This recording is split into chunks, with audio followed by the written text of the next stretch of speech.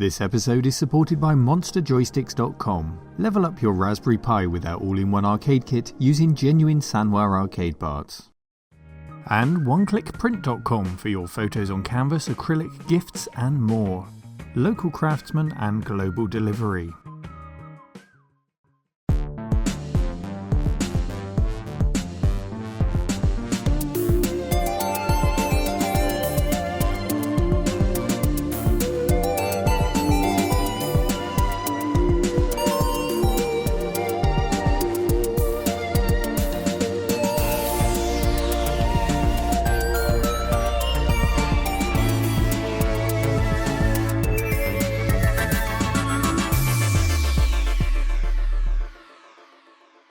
Hello cave dwellers, welcome back to a different corner of the cave today.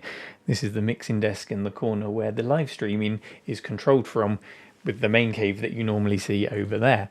Now the reason I'm sat here is because I thought, why don't we use our Amiga 1500, which we've been refurbishing lately, for that live stream. It's an Amiga based live stream, so why not do that? After all I needed to do was give it a bit of a retro bright, and we were planning on giving it some upgrades at some point.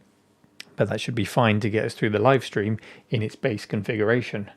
Well, that wasn't quite the case, because as soon as I set it up, I found another problem with it.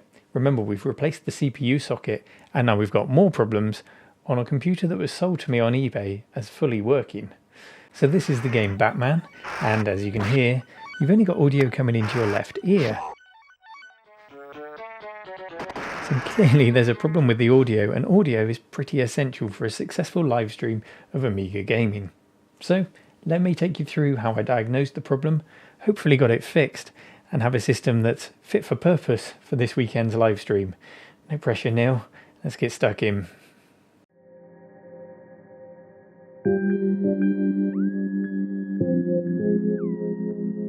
So let's dive once again into the Amiga 1500 and see if we can get to the bottom of our audio problems.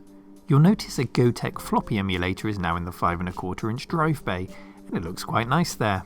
The system actually supports 2 floppy drives, but it seemed a shame to take one out, so maybe I can get a Zorro card to let me run the 2 original drives alongside that Gotek. We'll see what we come up with in the longer term. Getting into this big box Amiga really is very easy, with 5k screws, then 3 or 4 more to remove the disk drive and PSU assembly. It's a nice, easy system to work on. Now my plan for this episode was to recap the board, which we're still going to do, but just like we did in the CD32 repair episode, I always prefer to get to the root of the problem first, rather than just blanket replacing everything and hoping the problem goes away. That way, hopefully we stand to learn something from the process. However, as we're going to recap, I thought we'd start with the capacitors associated with the audio. Here are the left and right audio ports, and there are a cluster of capacitors just beyond them on the system board here. These could be at fault, our phono port could have a dry solder joint, or the Pooler audio chip could also be at fault, so where do we start with this kind of thing? Well, thankfully these old systems are very well documented, and you often had schematics included in the manuals. So once I'd taken the system board out to work on, that's exactly where I looked.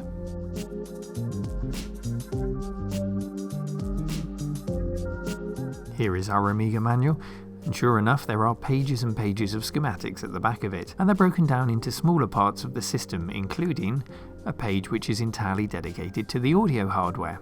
So, keen as ever to use my still new desoldering gun, I decided to swap out all of the capacitors relating to the audio, as indicated in the schematics. How clever I felt with my new vacuum desoldering gun. Swap a few caps, get the audio working. This'll be easy, I foolishly thought. Even an Atari ST owner could do it.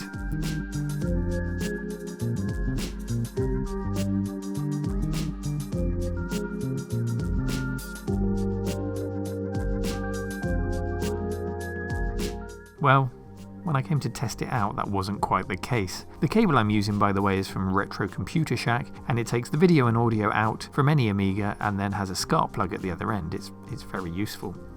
Anyway, when I tested it, I had nothing coming out of the right audio channel again. So this time I recorded the audio and took a closer look at it on my PC, and here is that wave file. The top wave is the left channel, and you can see it peaks when the explosions and the gunshots go off in the game Batman. And the green line below that is the right channel, so just have a listen to that on its own.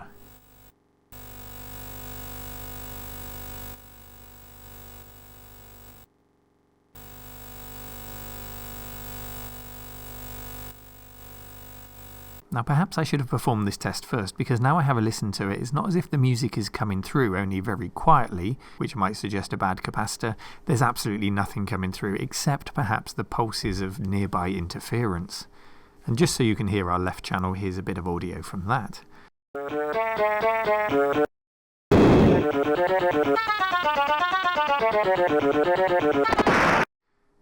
Let's pay closer attention then to the schematics and the right audio signal itself.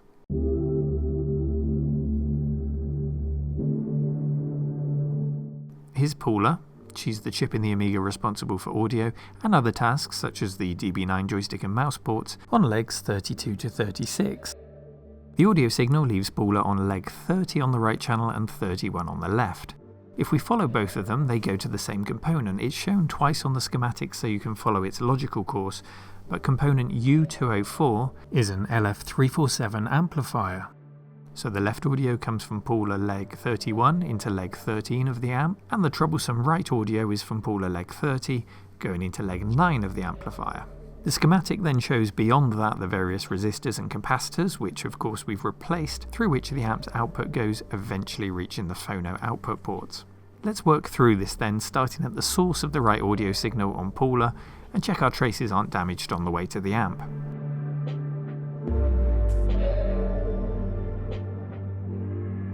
To do this, I've put the multimeter into continuity mode, and I'm first testing leg 31 on Paula and its continuity through to leg 13 on the amp, which is also labelled as U204 on the board. You should be able to see that and find it easily.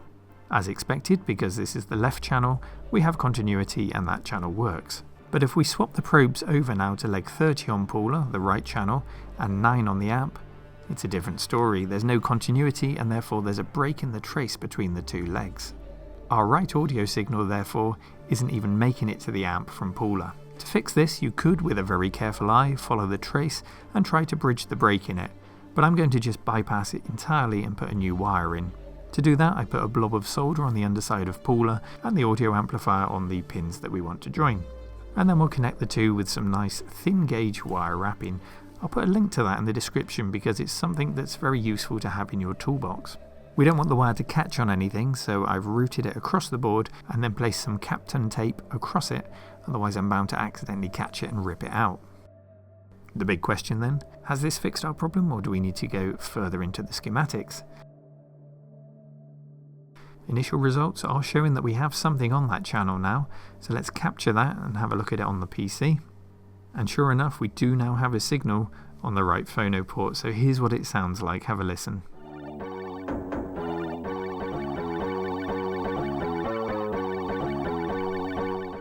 And then if we combine both the channels, we've got the full soundtrack.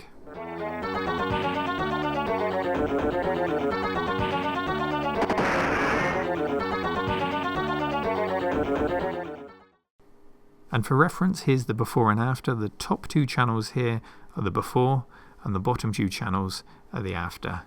And that makes me very happy. With the audio problems solved then, it was time to press on with recapping the board. The Amiga 500 and the 2000 don't have a bad reputation for capacitors, and many choose not to recap them unless a problem arises. But I wanted to go ahead with it. Did I mention I'm enjoying my desoldering gun? So that's just what I did. I swapped out each and every capacitor on the board.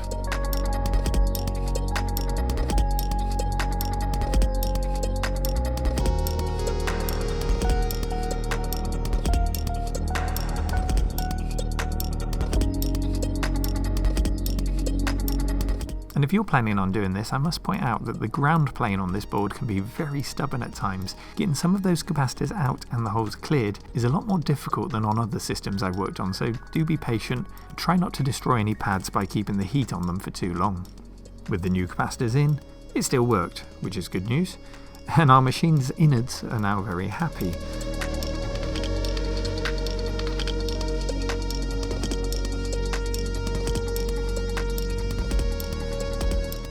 What though of the exterior? Can we do anything to make it look better? My first thought when I got this machine was we're going to need to retrobrite it, but actually take a look at these magazines from the period. The A2000 certainly wasn't a pearly white, it always had a darker tone to it, and it was certainly darker than the keyboard itself. I'm not denying that it hasn't yellowed a little bit, but I don't think it's enough to warrant retro-brighting the case just yet. It looks okay to me compared to those adverts. The keyboard, on the other hand, well, that's a different story. That has turned very yellow, and in a very obvious way. It's uneven. It's obviously been sat in a window with the sun hitting it more on one side than the other. And there's also a broken key that's somehow snapped off. So my approach today is to retro-bright and repair the keyboard and leave the case as it is. And that means stripping down the keyboard, giving it a good clean, and then retro-brighting. So let's get stuck into that.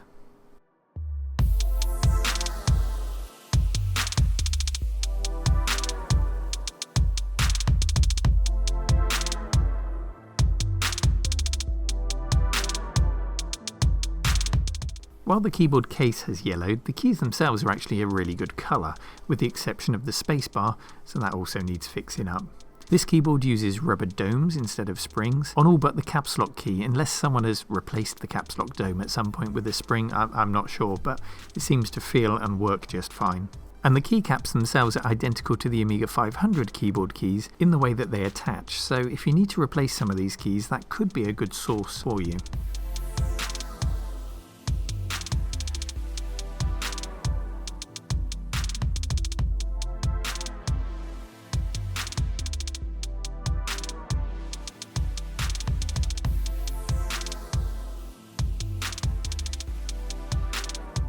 My retro-bright method today was to use the full spectrum light, which we've used before, and cream peroxide. I also periodically put some heat into the plastics with a nearby heat gun, and then I just let time and peroxide do its thing. I had a lot of other jobs to do while this was happening, so I was in no rush. I just put it in the corner, let it do its thing, and massaged the peroxide once in a while to avoid any marbling. In total, it probably got a good 24 hours, to be honest.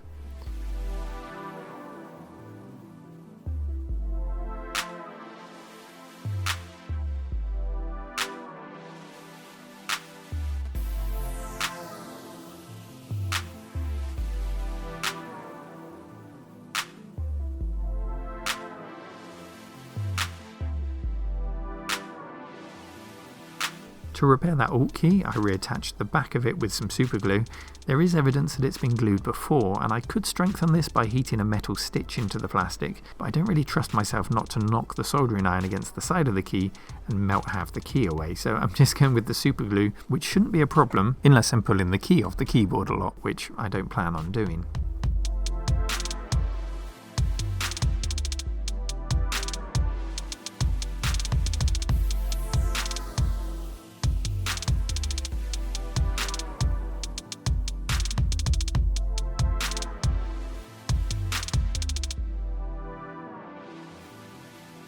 So how did it look?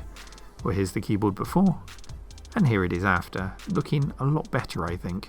The spacebar could come up a shade again, and I'll likely do that before the next episode, but on the whole it looks a lot nicer, and more importantly it's working and ready just in time for the live stream. So I can get that all set up now, ready to stream, and we can do a live soak test. What could possibly go wrong? And there it is, disaster, I hope, averted. The machine is all ready for the live stream. Hopefully it won't fall over. Of course, I've got an A500 on the shelf, which I can grab in a worst case scenario, but I really hope that doesn't happen and we get through the live stream. If you're a patron, you may see this before the live stream. If not, you'll see this after the live stream. And I'll put a link in the description so you can go and watch that, hopefully all 3 hours of the machine in use and us putting it through its paces. It's going to be a good one. So what's left to do with the machine now? Upgrading, of course, is what we want to do with it next. I've got an original advertisement here which came with the machine, in which we've got such things as an A2630 processor card with a 68030 and a 6882 Matco processor on it. That sounds really tasty. If we can get something like that and a SCSI or an IDE interface in there so that we can get a hard disk in there and a bit of extra RAM, that would be really nice. Or we can look at the modern options. I don't want to go as far as a Vampire. I still want to use as much of the original system board as possible, and of course the Vampire, you're kind of circumventing a lot of the board. I've got nothing against Vampires, but I want to make full use of this board. So, decisions. You gave me a lot of great suggestions in episode 1, thank you, as to what I should put in there to upgrade it with, and I'm sifting through them and working out what would be best for it on balance with what budget I might have to actually do it with. So look out for part 3 soon. I hope you'll be watching. I hope you enjoy it. And thank you for watching, Cave Dwellers. Take care.